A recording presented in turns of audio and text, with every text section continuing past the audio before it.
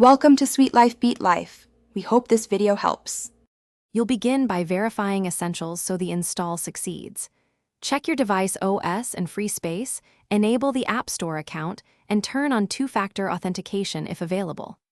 Once done, search the store for the exact storage app name, not a generic term. Make sure the developer matches your chosen provider. Tap Install or Get, then accept required permissions when prompted. This avoids mid-install failures and prepares you for account setup immediately after download. You now create or sign into the storage account and configure access. Use a recovery email or phone number, then verify via code. This prevents lockouts. Next, grant the app permissions for storage, photos, and background sync so uploads run reliably.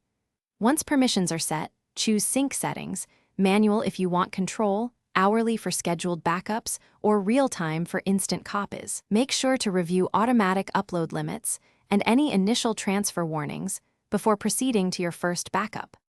You finish by verifying that uploads and organization work as expected. Upload a small test file, then check that the file opens and metadata is correct.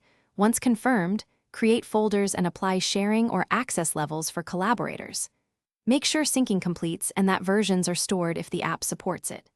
If something goes wrong, clear the app cache, reauthorize the account, and confirm network settings. One key troubleshooting tip is to toggle the app's background data permission, then retry the failed upload. Thanks for watching. Consider subscribing if we helped you.